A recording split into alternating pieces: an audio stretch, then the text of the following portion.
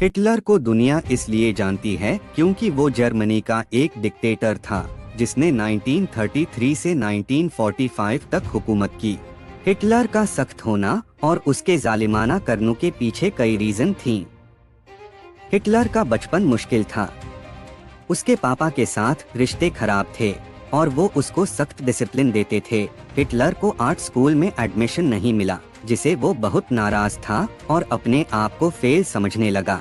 1914 में world war 1 के दौरान हिटलर ने जर्मन आर्मी में काम किया और जर्मनी की हार ने उसे बहुत हर्ट किया। उसने इस हार का इल्जाम जूश यानी यहूदियों पर डाला। शायद यही रीजन था कि हिटलर जूश से इतनी नफरत करता था। अर्ली 19th सेंचुरी में अक्सर कहा जाता था कि जूश जर्मनी के इकोनॉमी पर कंट्रोल पाने की कोशिश कर रहे हैं। हिटलर और नाजी पार्टी ने 1930s के दौरान यहूदियों के खिलाफ ज्यादा नफरत दिखाना शुरू किया।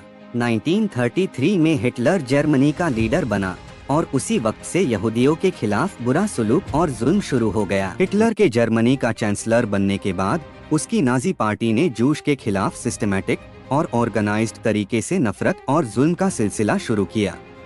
सबसे पहले एंटी जूविश लॉज लिया गया, जिसमें जूश के लिए नए कानून बनाए गए जिनमें उन्हें हकूक से महरूम किया गया, जैसे कि नौकरियां खो देना, स्कूल और यूनिवर्सिटीज से निकाल देना।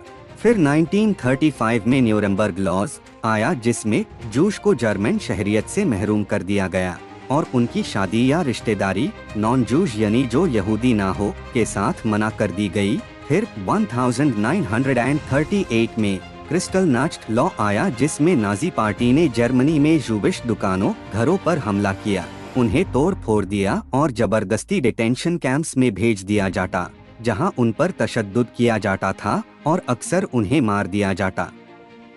फिर 1940s के दौरान यहूदियों के खिलाफ नफरत और जुल्म अपने पीक पार था। ये नाजी प्लान था जिसके तहत यूरोप के तमाम जूश का कत्ल करने का मंसूबा बनाया गया। इसमें ऑशविच जैसे कैंप्स में गैस चेम्बर्स का इस्तेमाल किया गया, जहां लोगों को मास किलिंग्स में मारा गया। 1940s में 60 लाख यूरोपियन जूश को मारा गया और दुनिया इसको हॉलोकॉस्ट के नाम से याद करती है। 1941 से 1945 हॉलोकॉस्ट के दौरान यहूदियों को कॉन्सेंट्रेशन कैंप्स और डेथ कैंप्स में कत्ल किया गया।